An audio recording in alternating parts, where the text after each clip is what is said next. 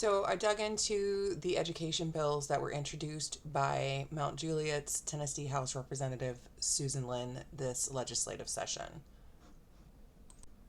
First up is House Bill 841, which has already passed the House and the Senate and is sitting on Governor Lee's desk right now waiting to be signed.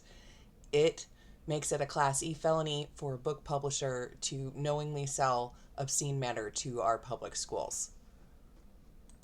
This is how this bill will fit into Tennessee code. It will fit into our criminal code as is indicated by the 39. That's the section of code that deals with criminal matters.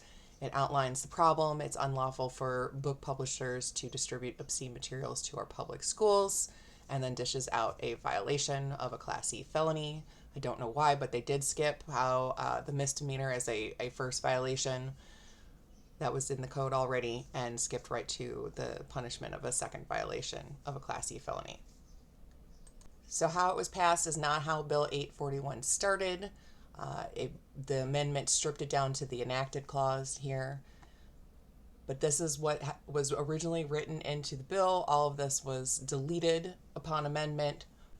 Why this is still of concern is House Bill 1090, also by Representative Lynn, has the exact same verbiage that was deleted from House Bill 841. This bill is still in the queue and can be brought back up when the legislature reconvenes in January. This is where House Bill 1090 would fit into that criminal code. There is an educational exception for obscene materials that for having scientific, educational, governmental justifications. I always took that to be there for perhaps like sexual education. They have been slowly chipping away with that. Last year, number 2 was you couldn't sell, distribute, or display. And now this year, it's you can't even possess any of this material on school property. So that school property would include the parking lot, the school buses, the stadium, and it's any person. It does not have any justification for holding any kind of obscene material on school property.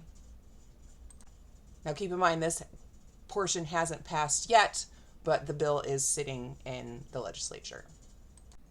Next up is House Bill 843, which has passed the House but is still in committee in the Senate. This started out as a caption bill, which is basically, it looks like it's administrative date stuff, but it's a placeholder so that a lawmaker can file or write a bill at a later date. So it just holds the space. Representative Lynn had a lot of caption bills this session. So this bill around March changed into this 3-page long bill, which is quite different from the caption bill. But I won't make you read all that. I'm going to show you how this bill affects the Age Appropriate Materials Act, which was enacted last legislative session and basically required that our board set up a process for book removal. This moves us back into the education code, which is designated with that 49.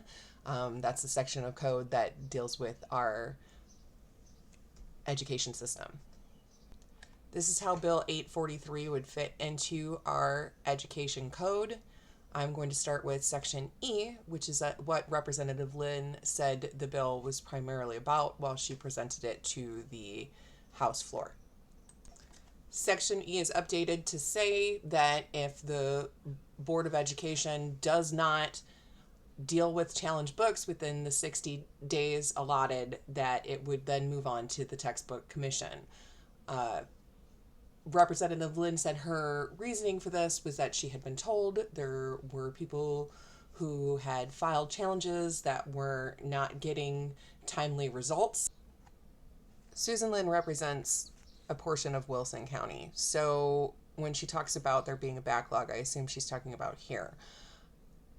The board first started reviewing books back in April, and I've been following that process.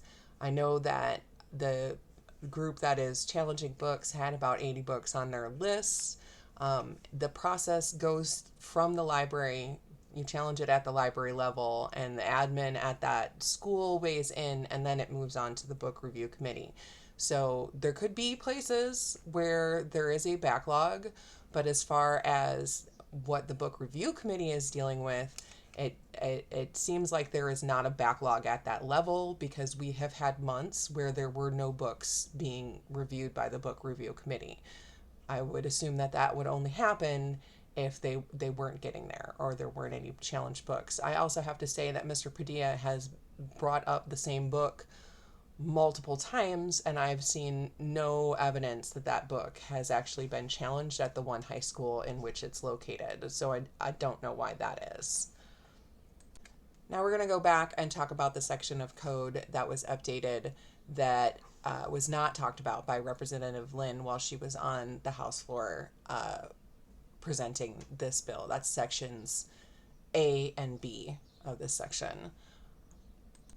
Now this is where it gets a little messier, because it references back to definitions in the criminal code, but it's very specific about which definitions it references.